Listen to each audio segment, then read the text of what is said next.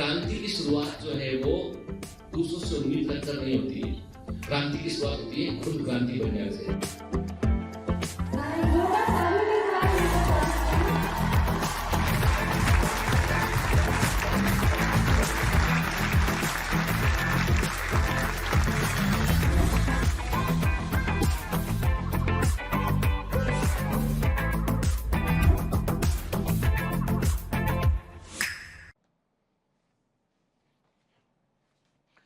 Hello commandos, welcome to Biomentors classes online. I am doctor Jitendra Singh. तो बेटा हम पढ़ रहे हैं डाइजेशन एंड एब्जॉर्प्शन, जिसमें हमने पिछली क्लास में देखा था लिवर के।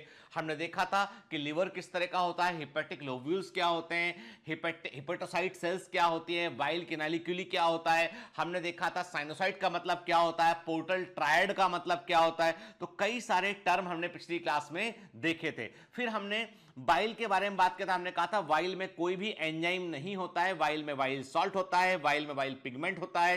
तो वाइल सॉल्ट का क्या इंपॉर्टेंस है, वाइल पिगमेंट का किस प्रकार से एक्सक्रीशन होता है, उस पर भी बात किया। कैसे बनता है वाइल पिगमेंट, उसको भी देखा था हमने। तो पिछली क्लास में हमने काफी सारी फैक्चुअल जानकारी को भी जुटाया था हमने, जो एग्जाम में क्वेश्चन बनाकर पूछी जाती है। अभी हम जो भी फिजियोलॉजी में पढ़ रहे हैं वो सब बेटा एग्जाम के लिए बहुत बहुत इंपॉर्टेंट है, इसलिए कोई भी पॉइंट को आपको मिस नहीं करना है। तो एक काम करते हैं, आगे बढ़ते हैं बेटा इसमें हम। तो आज हम जो है वो सबसे पहले मैं आपसे जो है वो कुछ क्वेश्चन करूंगा और उसके बाद फिर बेटा हम आगे बढ़ते हैं इसमें, ठीक है ना। तो क्वेश्चन आपके लिए जो पहला क्वेश्चन स्क्रीन पे है वो ये है बेटा कि आपको बताना है। मैंने यहां पे देखिए ये जो मैं इमेजेस आपको दिखा रहा हूं के, they are not from NCERT. ये जो इमेजेस मैं आपको दिखा रहा हूं, जो आपसे पूछ रहा हूं, ये एनसीईआरटी से नहीं है, इसलिए इसका एग्जाम में आने की संभावना कम है। लेकिन मैं आपसे क्यों पूछ रहा हूं, कॉन्सेप्चुअल क्लैरिटी के लिए, कि आपके कॉन्सेप्ट कितने क्लियर हैं, कितना आप याद रख पाए, उसके लिए पूछ रहा हूं। तो please try to answer this thing के। तो इसमें ए क्या है बेटा, बी क्या है, सी क्या है, डी क्या है। ए बी सी डी, ठीक है ना। ये क्या है, इसका आप लेवलिंग कीजिए। ए बी सी डी, इसका हमको लेवलिंग करना है। जो आपको दिखाई पड़ रहा है बेटा, देखो ए क्या दिखाई पड़ रहा है, ए दिखाई पड़ रहा है आपको ये, ठीक है। आप बोलोगे हमको समझ में नहीं आया ए क्या पूछा है, तो ए है ये सेल, ए क्या है, बी है ये सेल, ठीक है। सी पूछा है ये स्पेस को क्या बोलोगे, डी पूछा है इस स्पेस को आप क्या बोलोगे। तो सी और डी में जगह दे रखी है बेटा, तो वो बताना है आपको कि सी वाली जगह को क्या बोलते हैं, डी वाली जगह को क्या बोलते हैं, ए सेल क्या होती है और बी सेल क्या है, वो आपको बताना है। तो आपको जो है वो लेवल कीजिए बेटा, किसको, ए बी और सी और डी को लेवल करना है आपको। कॉन्सेप्चुअल क्लैरिटी के लिए बहुत जरूरी है। नेक्स्ट क्वेश्चन, फर्स्ट और सेकंड क्या स्ट्रक्चर है बताइए। फर्स्ट वाले स्ट्रक्चर जैसे पे आपको जो है एक वीन दिखाई पड़ रही है, एक आपको जो है वो आर्टरी दिखाई पड़ रही है, एक वाइल डक्ट दिखाई पड़ रही है। तो बताइए कि उस तीनों के समूह को हम क्या बोलते हैं, और सेकंड में जो सेल दिखाई पड़ रही है उसका क्या नाम है। फर्स्ट और सेकंड को आइडेंटिफाई कीजिए। मैं फिर क्लियर कर दूं, ये इमेजेस एनसीईआरटी से नहीं है, तो as it is image exam में नहीं आएगा, पर इससे जो कॉन्सेप्ट है वो एग्जाम में आपको पूछे जा सकते हैं, ठीक है ना। क्लियर, चलिए फिर आपको बताना है इसमें कि इसमें ठीक, इसमें हम देखने बेटा, इसमें आपको बताना है कि ये ए क्या है, बी क्या है, सी क्या है, डी क्या है और ई क्या है। क्वेश्चन नंबर 3, ठीक है। A B C D E आपको बताना है। ए क्या है, बी क्या है, सी क्या है, डी क्या है, ई क्या है, ये आपको बताना है। क्लियर, ठीक है। फिर तो देखो, तो हमने क्या किया, और हमने देखो अब आपको बताना है उसमें कि कौन सी डक्ट क्या है। जिससे मैंने आपसे कहा ना बेटा कि जो डक्ट ए क्या कहलाती है, ठीक है। देखो राइट और लेफ्ट हिपेटिक डक्ट दिखाई पड़ रही है, दोनों के मिलने पर क्या बनता है, बी डक्ट का क्या नाम है, बी और ए और बी के मिलने पर सी डक्ट बनती है, उसका नाम क्या है, डी डक्ट क्या है और ई डक्ट क्या है। ये डक्ट के नाम आपको बताना है। और एकदम बेटा दिमाग में एकदम क्रिस्टल क्लियर पिक्चर होना चाहिए। देखो ये मत सोचो कि हम कितने बुद्धिमान है कितने बुद्धिमान नहीं है, ये सोचो कि समझ में आ रहा है नहीं आ रहा है। आपको समझ में आ रहा है मतलब आप एक अच्छे डॉक्टर बन सकते हैं। जो मैं पढ़ा रहा हूं ह्यूमन फिजियोलॉजी में, यदि वो आपकी पूरी पूरी समझ में आ रहा है, मतलब आप एक अच्छा डॉक्टर बन सकते हैं, कोई दो राय नहीं इस बात में बेटा, ठीक है ना। चलिए, तो आज हम बात करेंगे बेटा किसके ऊपर, पेनक्रियास को, क्योंकि ऑलरेडी हम सलाइवरी ग्लैंड्स को देख चुके हैं, ऑलरेडी हम लिवर को देख चुके हैं, फेल्सीफॉर्म लिगामेंट के बारे में भी बात किया था, याद है आपको कि ये है फेल्सीफॉर्म लिगामेंट, है ना बेटा। ठीक, हमने गॉल ब्लैडर के बारे में बात किया, सिस्टिक डक्ट के बारे में बात किया हमने। आज हम अभी बात करेंगे हम पैंक्रियास के ऊपर बात करेंगे। याद रखिए पैंक्रियास जो है वो बड़ा इंपॉर्टेंट ऑर्गन है और जो कंप्लीट डाइजेस्टिव जूस बनाता है। पैंक्रियास ना हो तो हम डाइजेशन नहीं कर पाएंगे। पैंक्रियास ही वो ऑर्गन है जो पूरी तरीके से है ना, जो हमारी बॉडी में जो है जो भी डाइजेशन है ना, हमारी बॉडी के अंदर जो भी पाचन की प्रक्रिया इंटेस्टाइन में चल रही होती है उसमें पैंक्रियास का बड़ा इंपॉर्टेंट रोल है। पैंक्रियाटिक जूस जो होता है वो कंप्लीट डाइजेस्टिव जूस होता है जिसमें कि सब कुछ पचाने की क्षमता होती है। ठीक है, दूसरी इंपॉर्टेंट बात ये होती है कि पैंक्रियास ब्लड शुगर लेवल को भी कंट्रोल करता है। पैंक्रियास में जो एंडोक्राइन पार्ट होता है उसमें से इंसुलिन निकलता है, ग्लूकेगॉन निकलता है। इंसुलिन ब्लड शुगर लेवल को कम करता है, ग्लूकेगॉन बढ़ाता है। तो ये पूरे बॉडी का ब्लड शुगर का जो मेंटेनेंस है वो इसके हार्मोन करते हैं। पैंक्रियास एक ऐसा ऑर्गन है जो एक्सोक्राइन और एंडोक्राइन दोनों भाग उसके अंदर होते हैं, मतलब ये एक जो है वो मिक्स्ड ग्लैंड होती है। ठीक है, चलिए ये तो कुछ छोटी छोटी बातें हैं जो हमें ऑलरेडी मालूम है, ऑलरेडी जिनके बारे में हम जानते हैं। ठीक है, तो पैंक्रियास जो है, जैसे लिवर जो है लगातार काम करता है, ऐसे पैंक्रियास को भी बहुत सारा काम करना पड़ता है। तो पैंक्रियास जो है वो कोई मामूली ऑर्गन नहीं है। पैंक्रियास जो है वैसे गॉल ब्लैडर को आप निकाल दोगे ना, कभी गॉल ब्लैडर में स्टोन हो गया, ब्लैडर को निकाल दोगे तो ज्यादा फर्क नहीं पड़ेगा। ये है कि पेशेंट को पूरी जिंदगी फैट वाली डाइट वो नहीं खा पाएगा, यानी फैट को से फैट कंजम्पशन कम करना पड़ता है। जिन लोगों का गॉल ब्लैडर का ऑपरेशन होता है तो उनमें दिक्कत क्या होती है कि वाइल इकट्ठा होकर ढेर सारा वाइल एक बार में बाहर नहीं निकलता है। इसीलिए क्या होता है कि उन लोगों को फैट फ्री डाइट यानी कम फैट वाली डाइट खाने को कहा जाता है, क्योंकि फैट के पचने में दिक्कत होती है यदि गॉल ब्लैडर निकाल दिया गया है तो। पर ऐसा पॉसिबल नहीं है कि हम पैंक्रियास को निकाल दे और हम नॉर्मल रह पाए, लिवर को निकाल दे हम नॉर्मल रह पाए, ये पॉसिबल नहीं है, क्योंकि ये बड़े वाइटल बहुत इंपॉर्टेंट ऑर्गन में से एक है। ठीक है, अब आप देख रहे हैं जो ये एनिमेशन है ना, जिस एनिमेशन में हम क्या देख रहे हैं, हम देख रहे हैं इस एनिमेशन में हम देख रहे हैं कि लगातार पैंक्रियास जो है वो दौड़ रहा है ट्रेडमिल, मतलब आप जो भी खा रहे हो, आप जिस भी वक्त खा रहे हो, तो आपके पैंक्रियास को उसके लिए काम करना पड़ रहा है, आपके पैंक्रियास को काम करना पड़ रहा है। और जितना आप खा रहे हो उतना काम करना पड़ रहा है उससे, क्योंकि उसे पचाने का काम सौंप दिया गया उसको, भैया ये आया है फूड, उसको डाइजेस्ट करना है। तो ये काम किसका, ये काम है पैंक्रियास का। ठीक है, चलिए देखते हैं पहले कि एनसीईआरटी में क्या लिखा हुआ है। The pancreas is a compound का मतलब उसमें एक्सोक्राइन पार्ट भी होता है, उसमें एंडोक्राइन पार्ट भी होता है। एक्सोक्राइन पार्ट का मतलब कि जो सीक्रेशन होते हैं वो डक्ट के थ्रू बाहर निकलते हैं, और एंडोक्राइन का पार्ट का मतलब उससे हार्मोन निकलते हैं सीधे ब्लड में जाते हैं। ठीक है, ये इलोंगेटेड ऑर्गन है जो कि कहां होता है, जो कि ड्यूडेनम के सी शेप के बीच में पाया जाता है, ड्यूडेनम के सी शेप के बीच में पाया जाता है। ठीक है, क्लियर। अब ड्यूडेनम का सी शेप का मतलब क्या है, अरे ड्यूडेनम जो हमारा, जो मैंने कहा ना आपसे, जो स्टमक, जो मैंने कहा ये इसोफेगस आया, ये स्टमक है के, और स्टमक से यहां पे ड्यूडेनम ऐसे, ये है ड्यूडेनम वाला हिस्सा, ये ऐसा ड्यूडेनम वाला हिस्सा है, इसके बाद जेजुनम शुरू आता है। तो ये जो है ड्यूडेनम जो है उसमें हमें क्या दिखाई पड़ रहा है, उसमें हमको जो है वैसे हम देख रहे हैं एक हमको सी के समान लेटर दिखाई पड़ रहा है। यहां पर जो है वो हेड ऑफ पैंक्रियास अपने आप को फिट करता है, हेड ऑफ पैंक्रियास यहां पे अपने आप को फिट करता है। इस पर हमने ऑलरेडी बात किया था। ठीक है, clear. The exocrine portion secret alkaline pancreatic juice, exocrine portion से एल्कलाइन पैंक्रियाटिक जूस निकलता है जो एल्कली नेचर का होता है, इसमें एंजाइम्स होते हैं। और एंडोक्राइन पोर्शन से हार्मोन्स निकलते हैं, इंसुलिन और ग्लूकेगॉन के दो मेन हार्मोन होते हैं, वो होते हैं इंसुलिन और ग्लूकेगॉन के। 3 मेन एंजाइम होते हैं, तीन कैटेगरी, हम 3 में नहीं बोल, हम लोग 3 कैटेगरी, फैट के लिए, प्रोटीन के लिए और कार्बोहाइड्रेट के लिए।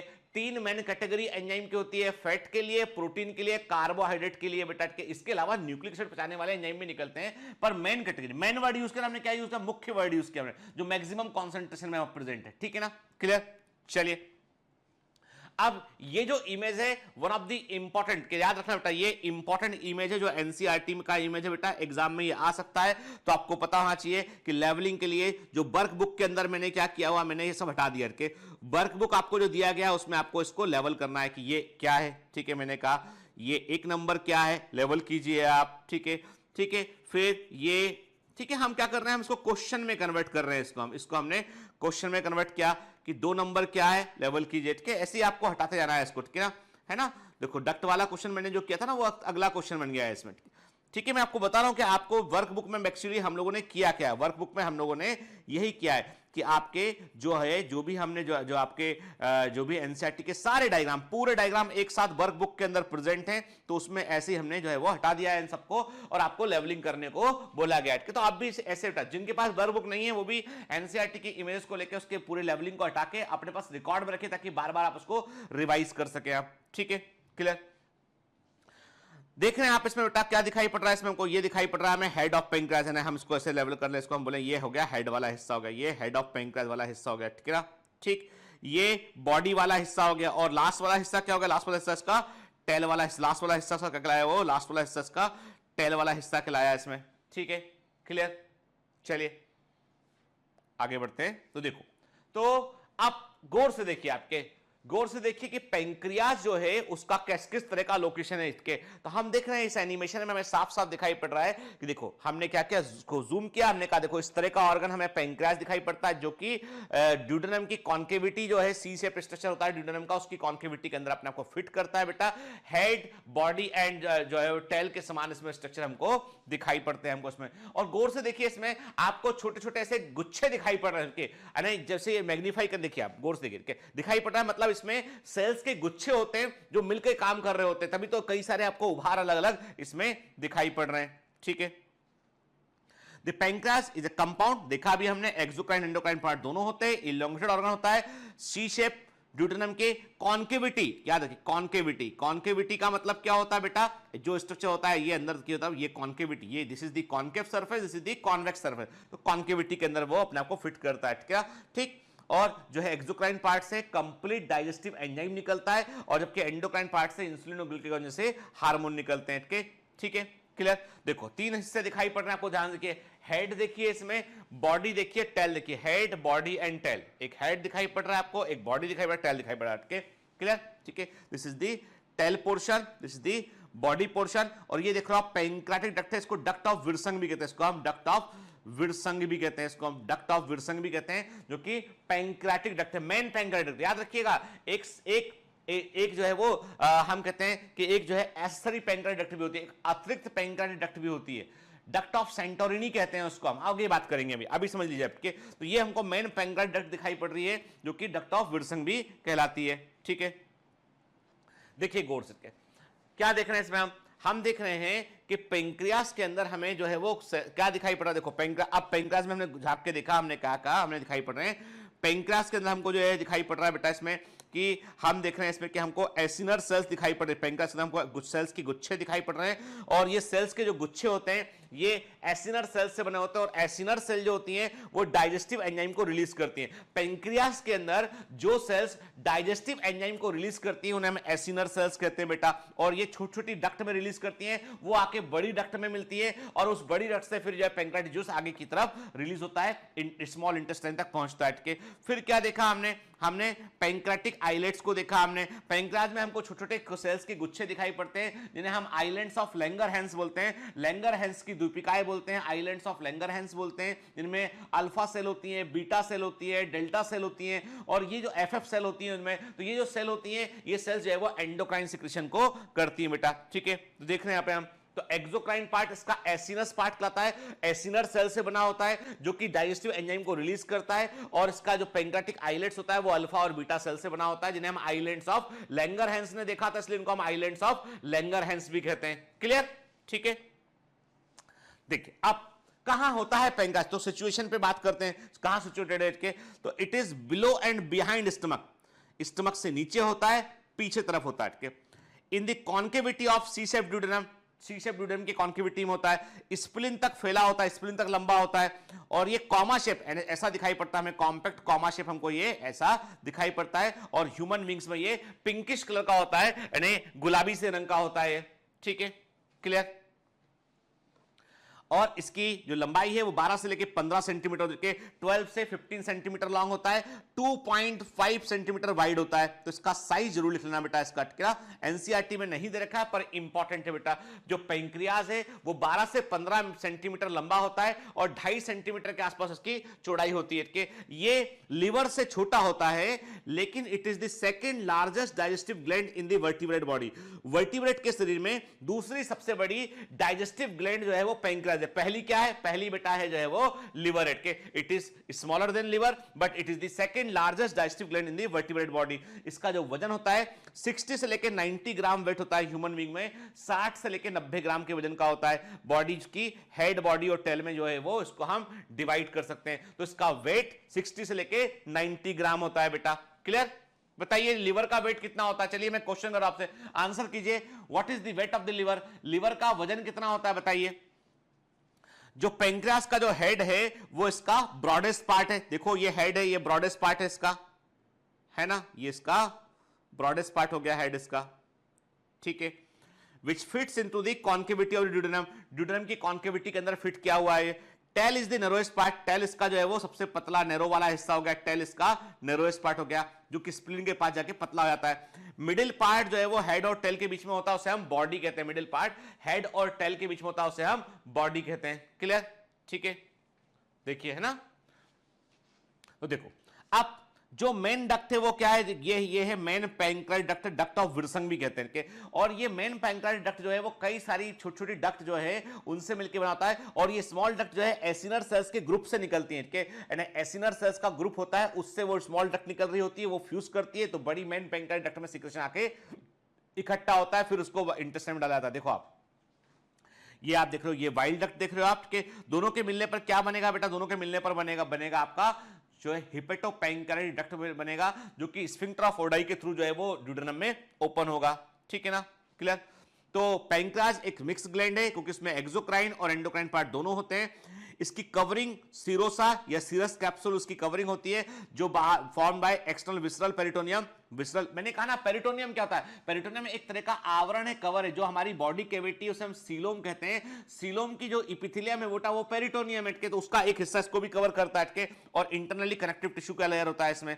आप ध्यान से बात सुनिएगा, जो मेन पैंक्रियाटिक डक्ट है, जो मुख्य पैंक्रियाटिक डक्ट है, उसे बोलते हैं डक्ट ऑफ विल्सन कहते हैं। तो अब ये क्या होता है बेटा? ये एग्जाम का एमसीक्यू के एकदम out of the box question, आप कोरिलेट ही नहीं कर पाओगे। यदि आपने पढ़ा नहीं है ना तो आप आंसर ही नहीं कर पाओगे इसका, इसलिए पता होना चाहिए कि मेन पैंक्रियाटिक डक्ट को हम डक्ट ऑफ विल्सन कहते हैं। Is form from the smaller duct with in the pancreas. Pancreas में छोटी छोटी कई डक्ट के आने पर मेन पैंक्रियाटिक डक्ट का निर्माण होता है।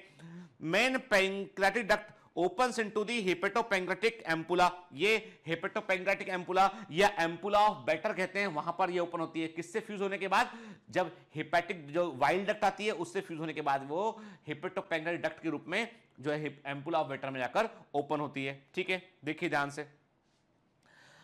अब देखो भगवान ने, ईश्वर ने क्या किया? ईश्वर ने एक अरेंजमेंट किया। ईश्वर हमेशा जो है बहुत सोच समझ के काम करता है, और उसी चीज को हम जो है वो इस्तेमाल करते हैं। आपने कभी कुकर देखा है? अब मेरी बात सुनिएगा ध्यान से, बाद में हम बात करेंगे अभी हम कुकर पे आ गए, सीधा हम किचन में पहुंच गए। अभी हम घर में जाके, अभी आपके पास यदि घर में किचन में हो तो जाके कुकर जरूर देखिएगा, ठीक है ना।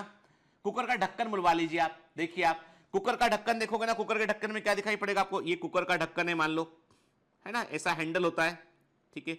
यहां पे एक विसिल की जगह होती है, ठीक है ना बेटा, ये एक जगह होती है, यहां से यहां पर विसिल लगती है कुकर में, है ना, सीटी लगती है ना ऊपर कुकर में, लगती है ना। फिर आपने देखा हैंडल के पास आप देखोगे यहां पर आपको एक सेफ्टी वॉल्व दिखाई पड़ेगा, छोटा सा एक सेफ्टी वॉल्व दिखाई पड़ेगा जो बंद रहेगा।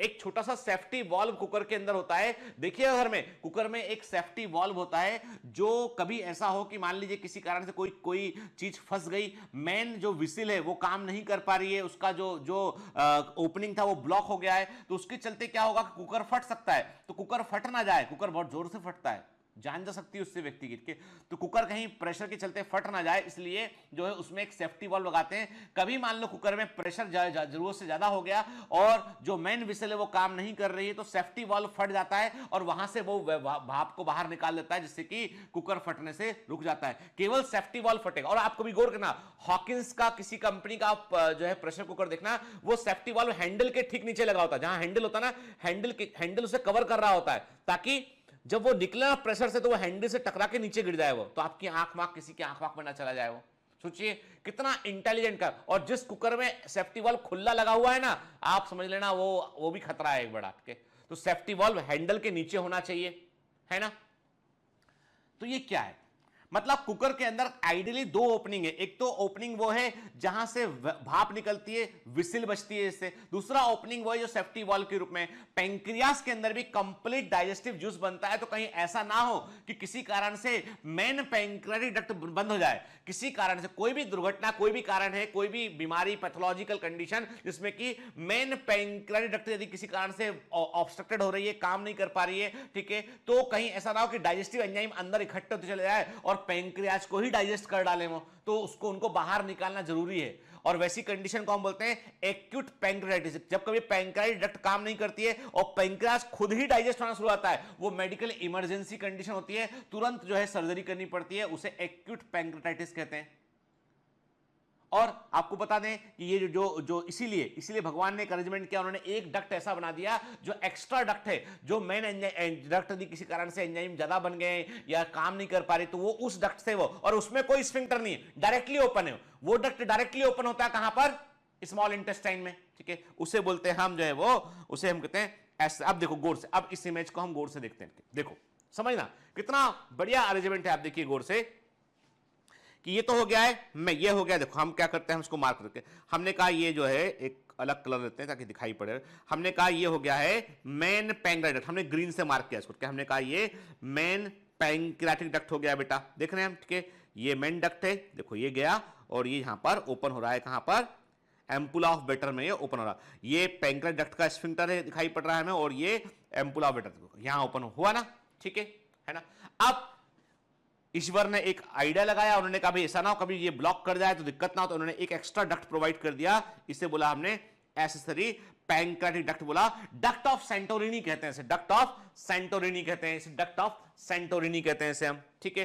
तो एक्सेसरी पैंक्रियाटिक डक्ट भी होती है ना, है ना, अद्भुत, मजेदार, कितना अच्छा सेफ्टी वाल्व टाइप का अरेंजमेंट करके रखा हुआ है पूरा, ठीक है। देखिए जो मेन पैंक्रियाटिक डक्ट होती है वो हैरिंग बॉन पैटर्न को दर्शाती है। हैरिंग बॉन पैटर्न मतलब क्रिसमस ट्री के समान हमको दिखाई पड़ता है, बोन्स के समान उभार दिखाई पड़ते हैं यहाँ पे, तो हम इसे हैरिंग बॉन पैटर्न कहते हैं इसको। तो इसमें चूंकि क्या हो रहा है कि जो आसपास की एसिनर सेल्स होती हैं उनसे डक्ट आती है, वो जुड़ती तब जाके मेन पैंक्रियाटिक डक्ट बनती है। तो हमें हैरिंग बॉन पैटर्न कहां देखने मिलता है, मेन पैंक्रियाटिक डक्ट के अंदर देखने मिलता है। मेन पैंक्रियाटिक डक्ट को और क्या कहते हैं, डक्ट ऑफ विल्सन कहते हैं हमके। और जो एक्सेसरी जो अतिरिक्त पैंक्रियाटिक डक्ट है उसे क्या बोलते हैं, उसे हम डक्ट ऑफ सेंटोरिनी कहते हैं, उसके लिए हम डक्ट ऑफ सेंटोरिनी वर्ड का हम यूज करते हैं, ठीक है ना। और ये जो मेन पैंक्रियाटिक डक्ट होती है ये वाइल्ड डक्ट से फ्यूज करती है और जो है वो हिपेटो पैंक्रियाटिक डक्ट बनाकर जो है एम्पुला ऑफ बेटर से स्फिंक्टर ऑफ ओडाई के थ्रू ओपन कहां होती है, ओपन होती है ड्यूटेनम में ओपन होती है। देखिए आप, है ना, ठीक है,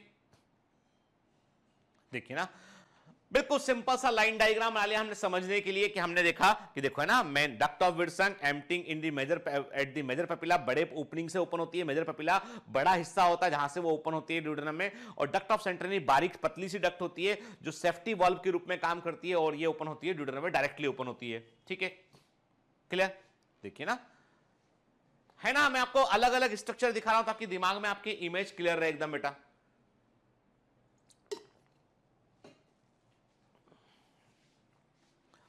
duct of Wilson, duct of Santorini, ampulla of better, sphincter of Oddi, ठीक है। आप देखो ऊपर की बाकी डक्ट तो हमारी ऑलरेडी देखी हुई है,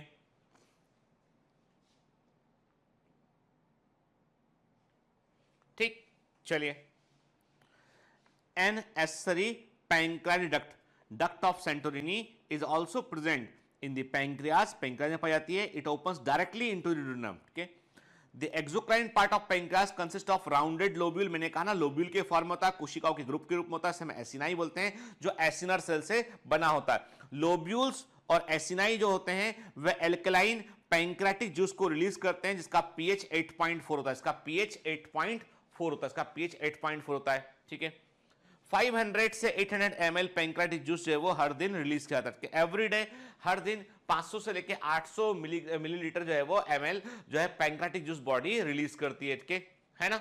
चलिए अब देखो, जो अब एसिनर सेल, एसिनाई या लोब्यूल हम समझ नहीं पाते कई बार, तो मैं आपको एक इमेज दिखा रहा हूं बेटा, केवल अंडरस्टैंडिंग के लिए, समझने के लिए है, क्योंकि हम समझेंगे तभी तो हमको याद रहेगा। और देखो बेटा, ह्यूमन फिजियोलॉजी में क्या है, सब कुछ समझने का है, सब कुछ समझने का है यहां पर, ठीक है ना। तो आप देख रहे हैं, देखो इमेज नंबर ए आपको बता रहा है पेंक्रियास का पूरा स्ट्रक्चर दिखा रहा है के। फिर इमेज नंबर बी दिखा रहा है कि पेंक्रियास का जो एक्सोक्राइन पार्ट है वो कैसा होता है। इसको फिर मैग्नीफाई करके इमेज नंबर सी में देखा हमने, और इमेज नंबर डी में हम आइलेट सेल्स को देख रहे हैं कि आइलेट्स किस तरह के होते हैं इसमें के। तो देखो गौर से, अब आप एक काम करते हैं, एक एक करके इमेज देखते हैं, एक एक तो ज्यादा बेहतर समझ में हमको आया, एक एक करके देखते हैं। सबसे पहले हमने पेंक्रियास को देखा, हमने कहा कि हमें पेंक्रियास जो है मेन पेंक्रियाटिक डक्ट दिखाई पड़ रही है हमें, और पेंक्रियास में कई सारे उभार दिखाई पड़ते हैं जो लोब्यूल्स को रिप्रेजेंट करते हैं के। अब देखिए ये है लोब्यूल्स, ये है मैंने कहा ये एसिनाई या लोब्यूल, ये एसिनाई, देखो लिखा ना एसिनाई या लोब्यूल को ये एसिनाई या लोब्यूल है ऐसे, है ना, ये एसिनाई या लोब्यूल को ये रिप्रेजेंट करता है। दीज आर दी लोब्यूल्स और एसिनाई, क्लियर, ठीक है। और ये इनकी डक्ट है, ये इसकी डक्ट है जो मेन पैंक्रियाटिक डक्ट से जो है वो फ्यूज करती है। और ये क्या है, ये मेन पैंक्रियाटिक डक्ट दिखाई पड़ रही है हमें यहाँ पे जो मेन पैंक्रियाटिक डक्ट से लोब्यूल की डक्ट जो है वो कनेक्ट करती है, क्लियर, ठीक है। देखिए अब एक लोब्यूल, हम एक लोब्यूल, देखो बेटा जो आपने देखा था ना एक लोब्यूल, इस एक लोब्यूल को हम मैग्नीफाई करके देख रहे हैं। ध्यान से बात सुनिएगा, एकदम अटेंटिव रहिए। इस एक लोब्यूल को हम जो है वो मैग्नीफाई करके देख रहे हैं। हमने क्या देखा, हमें एक लोब्यूल के अंदर जो है वो एसिनर सेल दिखाई पड़ रही हैं। ये एसिनर सेल जो होती हैं वो पैंक्रियाटिक एंजाइम्स को रिलीज बनाती हैं, कि पैंक्रियाटिक जूस को बनाने में रोल प्ले करते हैं। इन्हीं का सिक्रेशन जो है वो पैंक्रियाटिक जूस कहलाता है, ठीक है। तो एसिनर सेल दिखाई पड़ रही है हमें।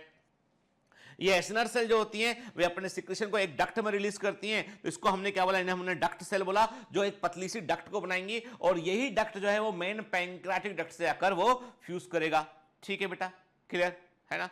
तो देखो अब हमने क्या किया, हमने जो है वो थोड़ा सा और से मैग्नीफाई करके देखा, हमने क्या देखा, हमें दिखाई पड़ रहा है बेटा यहाँ पे कि हम ये देख रहे हैं, ये हमें जो है वो पैंक्रियाटिक एसिनाई सेल्स दिखाई पड़ रही है हमें, ठीक है ना। और आप इनके बीच में क्या देख रहे हो, आपको आइलैंड्स ऑफ लैंगरहैंस दिखाई पड़ रहे हैं, लैंगरहैंस की द्वीपिकाएं दिखाई पड़ रही है। आप देखो उसमें अलग अलग तरह की सेल दिखाई पड़ रही है, अल्फा सेल दिखाई पड़ रही है, बीटा सेल दिखाई पड़ रही है, पीपी सेल दिखाई पड़ रही है, डेल्टा सेल दिखाई पड़ रही है, ठीक है। तो ये हमें डिफरेंट टाइप की सेल्स यहाँ पर हमको दिखाई पड़ रही है, आई सेल ऑफ लैंगरहैंस के।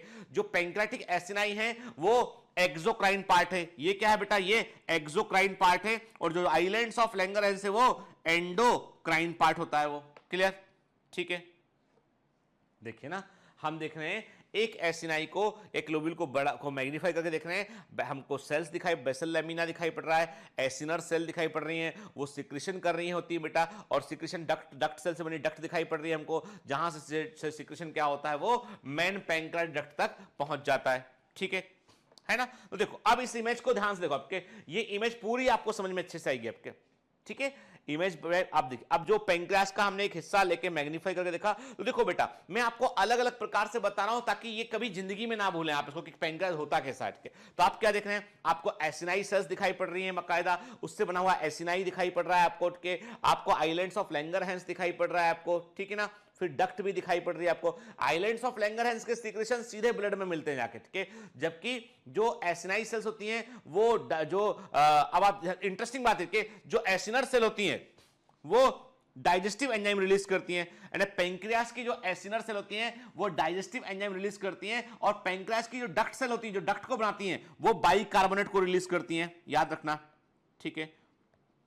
पैंक्रियाज में जो एक्सोक्राइन पार्ट है उसमें जो एसिनर सेल होती हैं वो पैंक्रियाटिक एंजाइम्स को बनाती हैं, और जो डक्ट सेल होती हैं वो बाइकार्बोनेट्स को बनाती हैं, ठीक है। और आइलैंड्स ऑफ लैंगरहैंस की कुछ सेल्स जो है वो हार्मोन्स को रिलीज करती हैं, ठीक है ना। ये हम देख रहे हैं स्लाइड जो अभी आपके काम की नहीं है, पर मेडिकल कॉलेज में इस तरह की स्लाइड दिखाई जाएगी और आपको पहचानना होगा वहां पे कि कौन सा हिस्सा क्या होता है।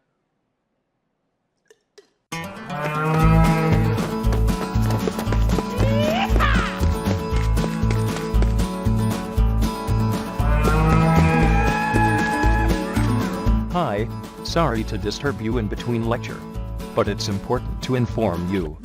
You should download Biomentors app from Google Play Store.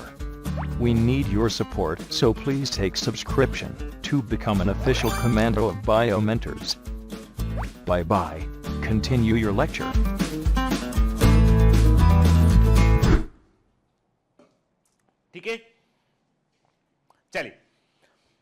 Pancreatic juice में क्या क्या होता है, इसमें सोडियम बाई, इसमें क्या होता है बेटा, इसमें सोडियम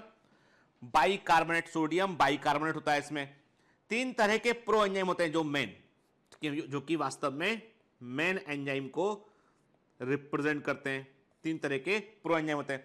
ट्रिप्सिनोजन जो ट्रिप्सिन में कन्वर्ट होता है, काइमोट्रिप्सिनोजन जो काइमोट्रिप्सिन में कन्वर्ट होता है, प्रो कार्बोक्सीपेप्टिडेज जो कि कार्बोक्सीपेप्टिडेज में कन्वर्ट होता है के। और जो इसके मैंने कहा 3 प्रो एंजाइम निकलते हैं सेट के, और जो 3 मेन एंजाइम आते हैं ट्रिप्सिनोजन, काइमोट्रिप्सिन और जो है वो कार्बोक्सीपेप्टिडेज के। इसके अलावा कुछ एंजाइम और भी निकलते हैं जैसे कि pancreatic amylase, DNAs, RNase, pancreatic lipase, ये भी इंपॉर्टेंट एंजाइम होते हैं, ठीक है। परंतु 3 मेन कैटेगरी है वो ट्रिप्सिनोजन, काइमोट्रिप्सिन और मैंने कहा ना, देखो एंजाइम को हम दोनों तरीके से बोल सकते हैं। 3 तरह के फूड है तो 3 कैटेगरी हो गए उसमें। यहां पर हालांकि काइमोट्रिप्सिन और ट्रिप्सिनोजन दोनों के दोनों जो है प्रो एंजाइम होते हैं जो प्रोटीन पर काम करते हैं, ठीक है। कार्बोक्सीपेप्टिडेज प्रोटीन को पचाने में काम करता है यहाँ पे, ठीक है। ये 3 प्रो एंजाइम के रूप में निकलते हैं। बाकी कैटेगरी वाइज देखें तो अगेन हम ऐसा बोलते हैं कि 3 तरह के एंजाइम होते हैं, कार्बोहाइड्रेट पचाने वाले, प्रोटीन पचाने वाले और फैट पचाने वाले, ठीक है ना। चलिए, तो क्या देखा हमने कहा कि स्टमक में अंदर जो फूड आया था वो क्या था, वो था बोलस, ठीक है।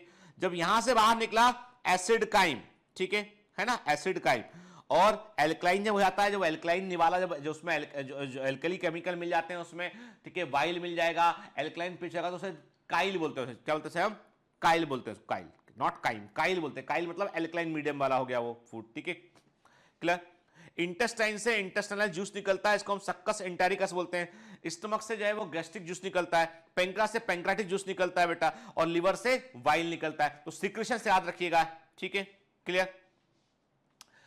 पैंक्रेटिक जूस में 98.5% होता है वाटर और बाकी केमिकल होते हैं 1.5% अदर केमिकल होते हैं इसमें, ठीक है। और एंजाइम 3 मैंने कहा 3 major food type, carbohydrate, protein और फैट के 3 मेजर टाइप के फूड होते हैं, उन्हें पचाने वाले होते हैं एंजाइम के। तो proteolytic, carbohydrate splitting enzyme and fat splitting enzyme के। तो प्रोटियोलाइटिक देखो मैंने कहा 3 कैटेगरीज ऑफ एंजाइम जो पैंक्रियास से निकल रहा है, तो उसमें बेटा प्रोटियोलाइटिक क्या है, ट्रिप्सिन जो ट्रिप्सिनोजन से बनेगा, काइमोट्रिप्सिन से बनेगा, कार्बोनाइल पॉलीपेप्टिडेज जो कि प्रो पॉलीपेप्टिडेज से बनता है, ठीक है। आरएनएज और डीएनएज होते हैं वो वास्तव में न्यूक्लिक नॉट प्रोटीन, ये न्यूक्लिक एसिड पर काम करते हैं, ठीक है ना, clear. And the carbohydrate splitting enzyme होते हैं alpha amylase, pancreatic alpha amylase. Fat splitting होते हैं पैंक्रेटिक लाइपेज, कोलेस्ट्रॉल ईस्टरेज और फॉस्फोलाइपेज के। तो ये फैट को पचाने वाले एंजाइम होते हैं, ठीक है ना। इनऑर्गेनिक केमिकल देखोगे पैंक्रेटिक जूस के अंदर तो वो क्या होंगे बेटा, कैटाइंस में पॉजिटिव आयन होते हैं, sodium, potassium, calcium, magnesium.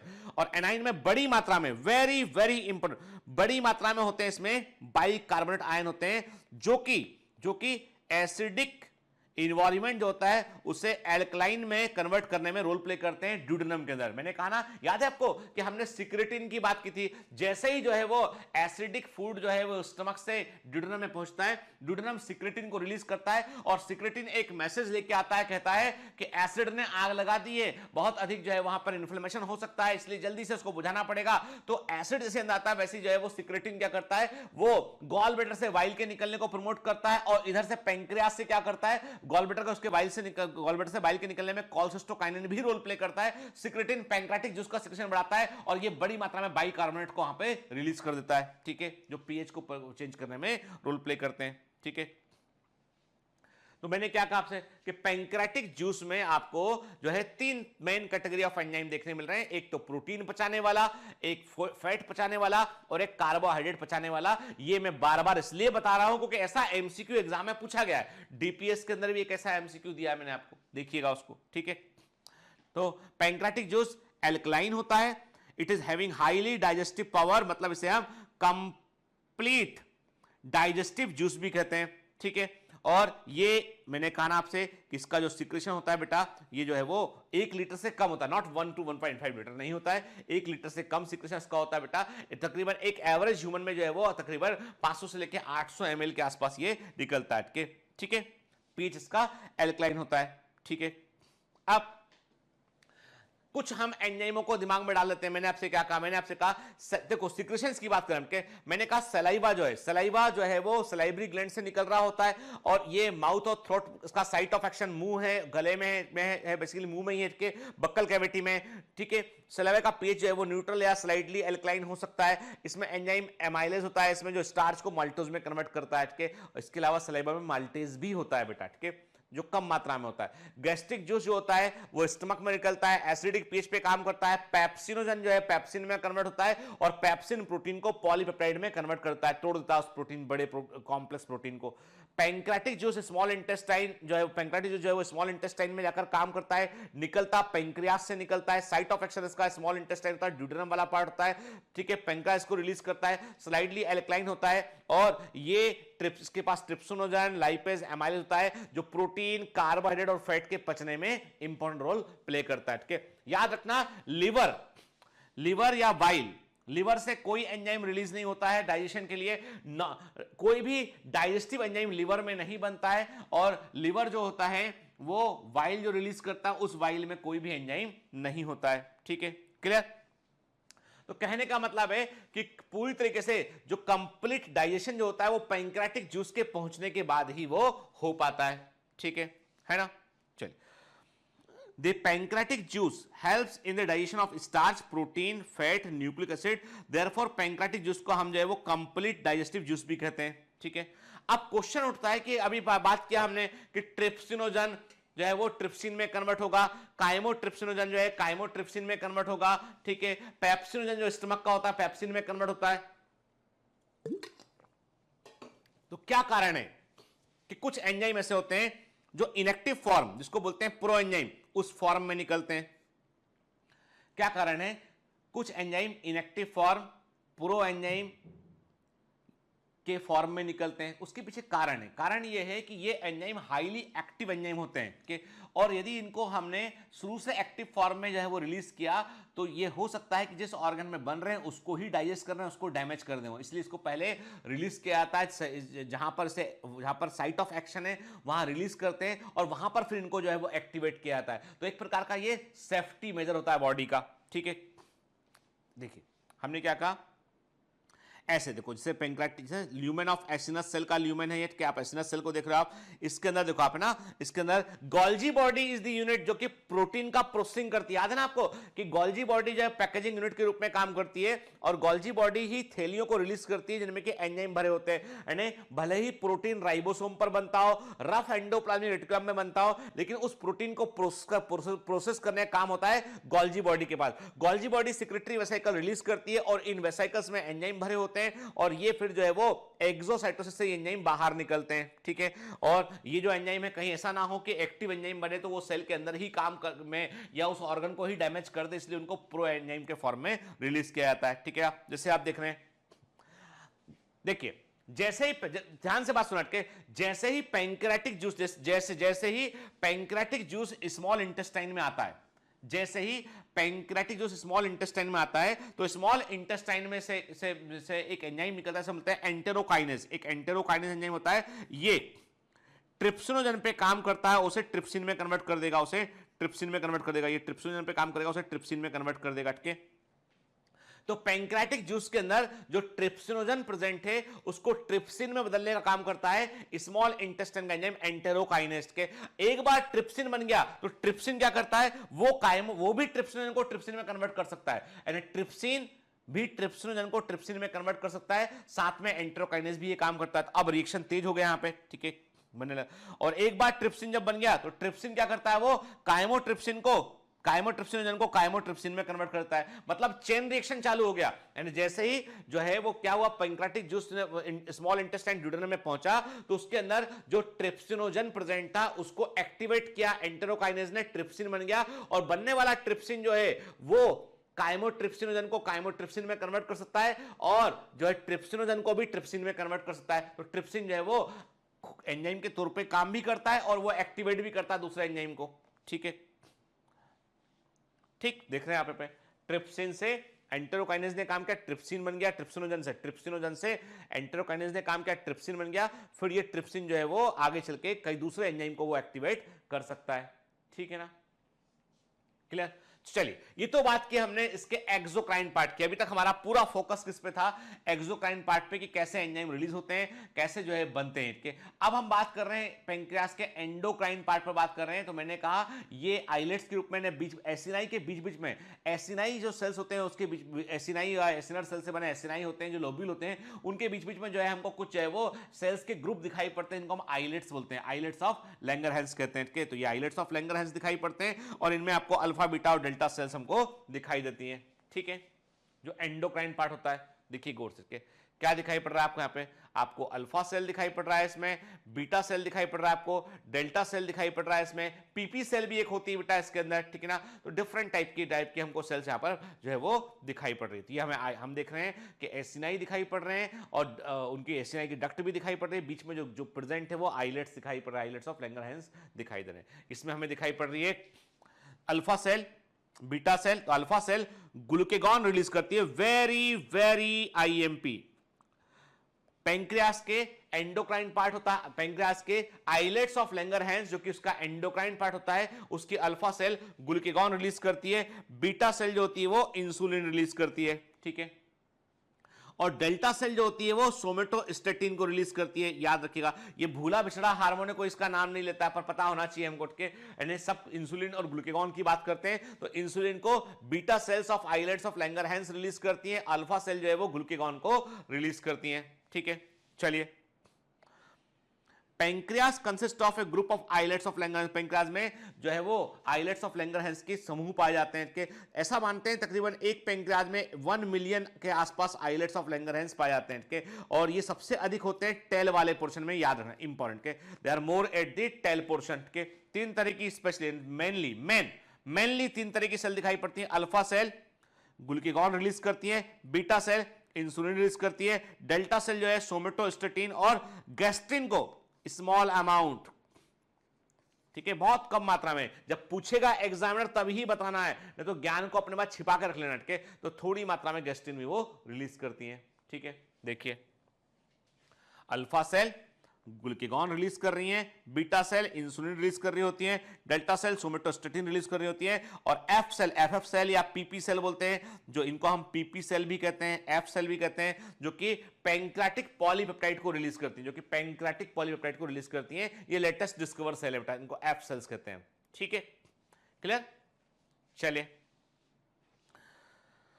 The islets are separated from the surrounding alveoli by thin layer of reticular tissue। याद रखिए, दो आइलेट्स के बीच में एक पतली सी लेयर होती है, रेटिकुलर टिश्यू होता है जो प्रोटीन से बना एक नेटवर्क होता है, उससे वो अलग अलग होते हैं। These islets are richly supplied with blood। इनमें जो है बड़ी मात्रा में कैपिलरीज का सप्लाई होता है, क्योंकि ये इनको ब्लड के थ्रू तो अपना सिक्रेशन भेजना है, क्योंकि हार्मोन है, हार्मोन तो ब्लड के थ्रू ही मूव करता है बेटा, ठीक है।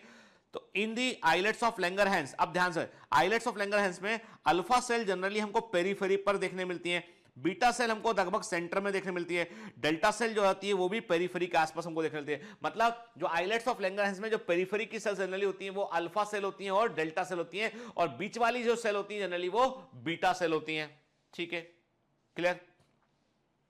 देख रहे हैं आप हमके, हमें दिखाई पड़ रहा है बेटा, ये हम देख रहे हैं ये कि जो है वो पैंक्रियास का हम स्ट्रक्चर देख रहे हैं। यहाँ पे हमें क्या दिखाई पड़ रहा है, हमें इसके अंदर की जो डक्टल सप्लाई को हम देख रहे हैं, उसकी ब्लड सप्लाई को हम यहाँ पे देख रहे हैं, नॉट डक्ट के, ब्लड सप्लाई को हम देख रहे हैं। तो बड़ा रिचली पैंक्रियास जो होता है वो रिचली सप्लाइड होता है बाय ब्लड से, क्योंकि इसको एंडोक्राइन हार्मोन भी उसे रिसीव करने होते हैं, ठीक है।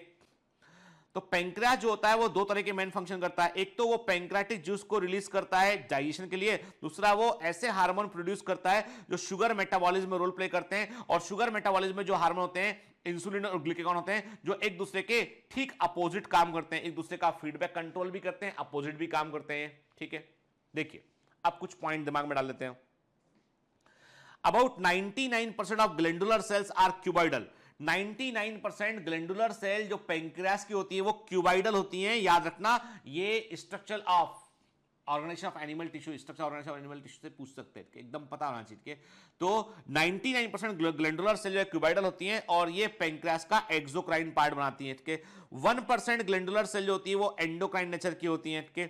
पीपी सेल जो मैंने कहा था, एफ सेल या पीपी सेल, ये तकरीबन 1% आइलेट सेल्स होती हैं जो कि पैंक्रियाटिक पॉलीपेप्टाइड को रिलीज करती हैं। ऐसा माना जाता था कि पहले, कई लोग अभी भी इसके बहुत ज्यादा साइंटिफिक एविडेंस नहीं मिले, पर ऐसा मानते हैं कि जो पीपी सेल है वो पैंक्रियाटिक पॉलीपेप्टाइड को रिलीज करती है और इसका रोल होता है भूख लगने के लिए। एंड ये वास्तव में ऐसा मानते हैं हम कि ये जो है एपेटाइट को कंट्रोल करने वाला हार्मोन भी होता है। दूसरा, ये एक्सोक्राइन और एंडोक्राइन दोनों प्रकार के सीक्रेशन का ये कंट्रोल करता है। और अभी बहुत सारा रिसर्च इस पर बाकी है ना। ऐसा माना जाता है कि ये लिखा as well as regulation of pancreatic exocrine and endocrine secretion, pancreatic polypeptide release following a meal में रिड्यूस फर्दर फूड कंजम्पशन के मतलब जब आप खाना खाते हैं उस दौरान पैंक्रियाटिक पॉलीपेप्टाइड भी रिलीज होता है जो आपको इस बात के लिए तैयार करता है कि अब आपको खाना खाना बंद करना है। यानी आपको सैटिस्फाइटी जो है कि भैया ब्रेन तो से कनेक्शन है इसका, लेकिन हार्मोन भी इसको इन्फ्लुएंस करता है। ठीक है,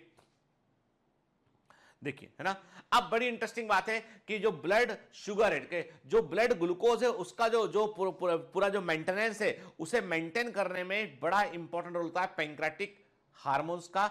और मतलब आइलेट्स ऑफ लैंगरहैंस से निकलने वाले एंडोक्राइन सेल्स जो है हार्मोन जो रिलीज कर रही है उसका बड़ा रोल होता है। जैसे देखिए, यदि ध्यान से बात सुन के, यदि ब्लड शुगर हाई होगा, खाना खाने के बाद ब्लड शुगर हाई हुआ, डाइजेशन हुआ तो शुगर को एब्जॉर्ब किया तो ब्लड शुगर हाई हो गया, तो इससे इंड्यूस होके इंसुलिन, बीटा सेल जो होती हैं वो बीटा सेल क्या करती है, वो इंसुलिन को रिलीज करती हैं। और ये इंसुलिन का काम क्या होता है, इंसुलिन का काम होता है कि इंसुलिन सेल्स को तैयार करता है ग्लूकोज को अंदर लेने के लिए। मतलब ग्लूकोज का अपटेक, बॉडी में कई सारी सेल्स हैं जो ग्लूकोज का इस्तेमाल केवल तभी करती हैं जब उनको इंसुलिन मिलता है। ठीक है, बगैर इंसुलिन के काम नहीं करेंगे। मतलब इंसुलिन होगा तो सेल्स ग्लूकोज को लेगी।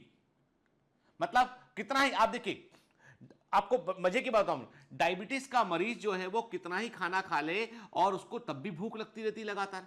Polyphagia is one of the symptom of diabetes कि भाई बहुत खाना खा रहे हैं तब भी शरीर पतला है और जो है भूख लग रही बार बार। शुगर चेक कराना चाहिए, क्योंकि प्रॉब्लम ये है कि डायबिटीज है क्योंकि इंसुलिन नहीं है। इंसुलिन नहीं है तो सेल्स ग्लूकोज का यूज नहीं कर पाएंगे। आप जो खा रहे हो उसका ग्लूकोज बॉडी में जा तो रहा है, ब्लड ग्लूकोज लेवल बढ़ भी रहा है, लेकिन प्रॉब्लम तो ये है ना, उस ग्लूकोज का इस्तेमाल सेल कर ही नहीं पा रही है। तो वैसे में क्या करना पड़ेगा, हमें इंसुलिन देना पड़ेगा व्यक्ति को ताकि वो सेल्स ग्लूकोज का यूज कर ले।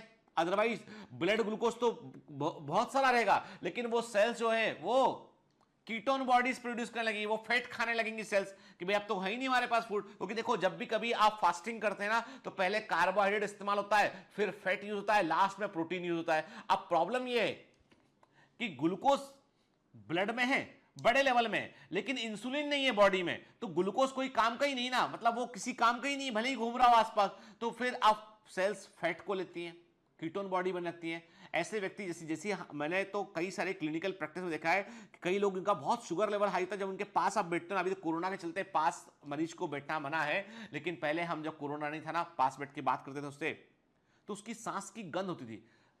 आपको तो एक स्पेसिफिक फ्रेग्रेंस होती है सांस में, कैसे बताएं, जैसे कोई फल होता है ना, फल पके हुए फल होते हैं, ऐसे राइप फ्रूट होता है, थोड़ा सड़ सा रहा होता है फल, तो एक अजीब सी गंध होती है जो फ्रूटी फ्लेवर बोलती है, मतलब फल के समान एक गंध होती है, माइल्ड फर्मेंटेड जो फ्रूट होता है वैसी गंध होती है, वैसी गंध आती है, स्पेसिफिक ओडोर आती है पास से। समझ जाइए कि बॉडी में इसके कीटोन बॉडीज बन रहे हैं और इसकी ग्लूकोज बॉडी में हायर साइड है, और इसलिए इस व्यक्ति को जो है तुरंत मेडिकल अटेंशन की जरूरत है। होता क्या है, होता यह है कि ग्लूकोज तो खूब था लेकिन इंसुलिन नहीं था, तो इतना ग्लूकोज होकर भी सेल को लग रहा है कि हमको तो कुछ मिल ही नहीं रहा है, हम तो भूखे हैं, तो सेल फैट खाने लगती है, सेल फैट यूज करने लगती है, शरीर पतला होने लगता है, पेशाब में से ग्लूकोज बाहर, किडनी परेशानी में आ गई, किडनी बोलती है अरे यार कोई यूज तो कर लो ग्लूकोज, पूरा ग्लूकोज हमारी तरफ आ रहा है, हमको छानना पड़ रहा है, इसको क्या करें हम, अब इसके ऊपर का लेवल होगा तो बाहर निकालना पड़ेगा, तो किडनी से यूरिन से ग्लूकोज बाहर निकलने लगता है। डायबिटीज यही तो है, तो क्या करना पड़ेगा, इंसुलिन देना पड़ेगा। इंसुलिन जो है वो सेल्स को तैयार करता है कि भैया तुमको ग्लूकोज लेना है और यूज करना है। अब कई मरीज मुझसे कहते हैं सर जब से आपने इंसुलिन शुरू किया तब से हमारा वजन बढ़ गया है। भाई सिंपल सी बात है, आपकी जो सेल्स है वो ग्लूकोज यूज कर रही है, सेल्स ग्रो कर रही है तो वजन बढ़ जाता है, कई बार सेल्स का साइज बढ़ जाता है, एक्स्ट्रा ग्लूकोज जो है वो फैट में कन्वर्ट हो जाता है। तो इंसुलिन तो एक एनाबॉलिक हार्मोन है जो आपके सेल्स के यूज को बढ़ा रहा है, ठीक है, जो ग्लूकोज को अपटेक करने में रोल प्ले कर रहा होता है, ठीक है। चलिए तो आगे बात करते हैं। इसमें मैंने क्या कहा कि बीटा, जब से हाई ब्लड शुगर हुआ तो इंसुलिन रिलीज हुआ बीटा सेल से, पैंक्रियास की बीटा सेल इंसुलिन को रिलीज किया, और इसने क्या किया, इस इंसुलिन ने क्या किया, इस इंसुलिन ने जो है वो क्या किया, इस इंसुलिन ने जो है वो stimulate glucose Uptake from blood, blood से ग्लूकोज अपटेक को बढ़ाया। टिश्यू की सेल जो है वो ग्लूकोज को यूज कर रही होती है, जब ग्लूकोज को यूज कर रही होती है तो ब्लड ग्लूकोज लेवल कम हो जाएगा, ठीक है। एक्स्ट्रा अब टिश्यू ने बोला भैया देखो ऐसा है, हमको तो इतना ही चाहिए था, इसके ऊपर का हम नहीं ले पाएंगे, तो लीवर ने बोला ठीक है, एक्स्ट्रा ग्लूकोज है उसे हम ग्लाइकोजन में कन्वर्ट कर लेते हैं, तो एक्स्ट्रा ग्लूकोज ग्लाइकोजन में कन्वर्ट हो गया। मतलब जो है वो ग्लाइकोजेनेसिस जो होता है उसको प्रमोट किया उसने, ग्लाइकोजन के फॉर्मेशन को प्रमोट किया उसने, ग्लाइकोजेनेसिस को प्रमोट किया इंसुलिन ने। टिश्यू सेल्स में जो सेल्स है वो इसका ग्लूकोज का यूज कर पाई, वो उससे कुल मिलाकर रिजल्ट क्या निकला कि ग्लूकोज ब्लड में हट गया, ब्लड ग्लूकोज लेवल नॉर्मल हो गया, ठीक है। अब उल्टा हुआ ये कि लो ब्लड ग्लूकोज है, ब्लड ग्लूकोज लो हो गया कि सडनली खाना नहीं खा पाए, सुबह ब्रेकफास्ट भी नहीं किया, दिन में लंच भी नहीं किया, काम करे जा रहे हैं कि अब ब्लड ग्लूकोज लेवल कम होने लगा है। तो अब जैसे ही ब्लड ग्लूकोज लेवल कम हुआ तो स्टिमुलेशन मिला, अल्फा सेल्स को स्टिमुलेशन मिला, अल्फा सेल ने, पैंक्रियास की अल्फा सेल ने ग्लूकेगॉन को रिलीज किया, ग्लूकेगॉन रिलीज हुआ। ग्लूकेगॉन ने कहा कि देखो भाई ये आदमी सुबह रात को भी खाना जल्दी खा के सो गया था, सुबह इसने ब्रेकफास्ट नहीं किया, दिन में लंच नहीं किया इसने, और अभी चक्कर खा के गिरने वाला है ये। जैसे ही 70 से कम ग्लूकोज लेवल होता है ब्लड के अंदर, 70 जो है वो से कम ब्लड ग्लूकोज लेवल होता है, मतलब हाइपोग्लाइसीमिक कंडीशन आ गई है, चक्कर आ जाएगा। आपने देखा होगा स्कूल में कई लोग खड़े होते हैं अटेंडेंस प्रार्थना में, जन गण मन कर रहे होते हैं, चक्कर आके गिर पड़ते हैं। फिर टीचर क्या करती है, टीचर झट से उठाता है उनको और बोलता है भाई ग्लूकोज लाओ, ग्लूकॉन डी घोल के पिला देते हैं उसको, ग्लूकोज कम हो। सबसे कॉमन रीजन वही है, बच्चे खाने पीने पे ध्यान नहीं दिए, खाली पेट आ गए, ग्लूकोज डाउन हुआ, चक्कर आके गिर गए।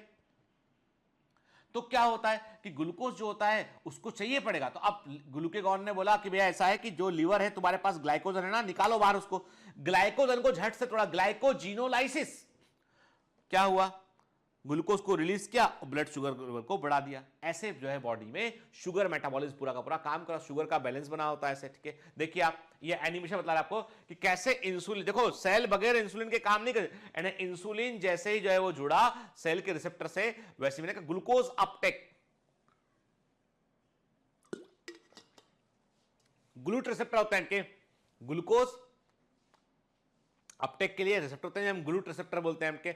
इंसुलिन जुड़ेगा तभी देखो शुगर तभी अंदर, यानी ग्लूकोज तभी सेल के अंदर आ पाए। यदि इंसुलिन नहीं होगा तो क्या सेल के अंदर ग्लूकोज आ पाएगा बेटा, ब्लड ग्लूकोज नहीं आ पाएगा, ठीक है ना, क्लियर।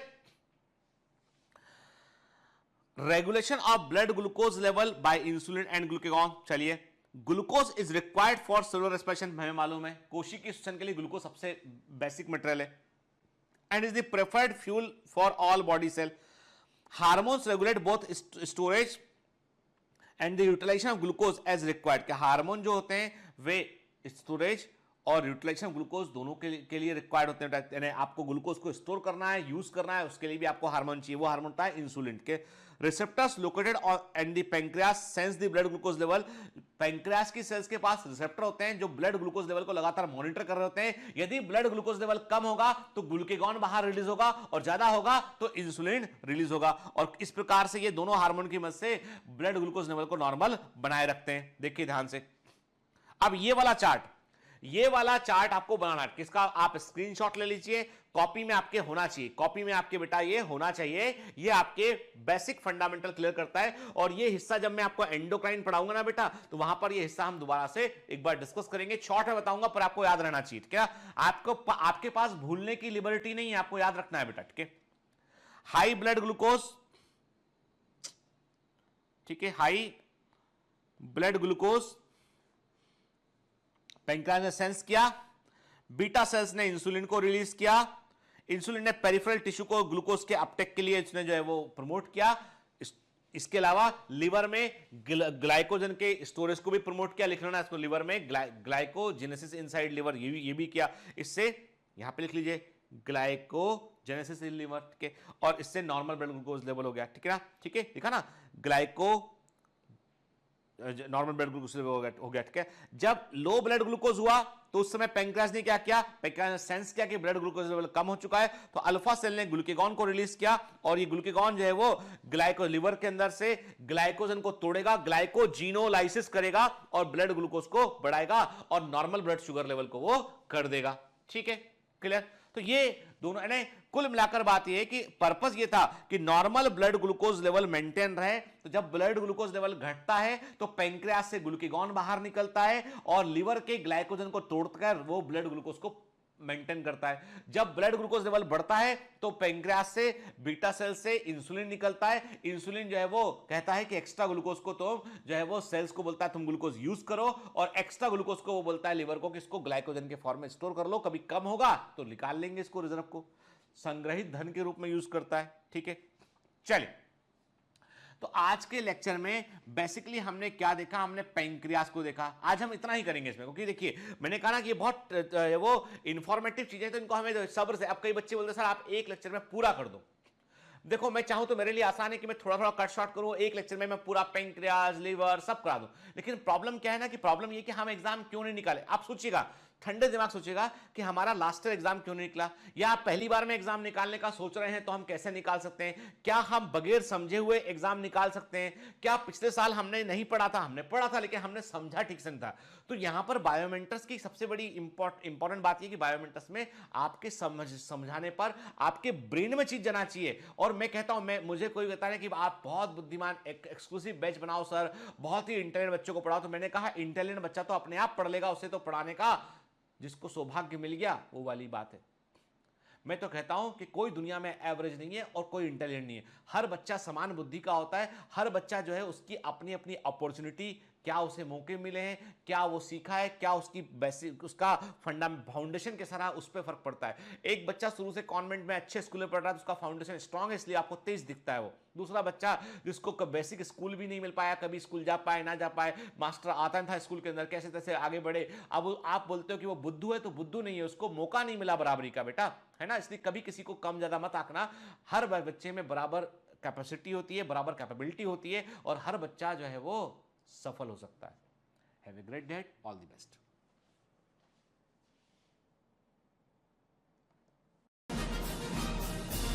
Hi.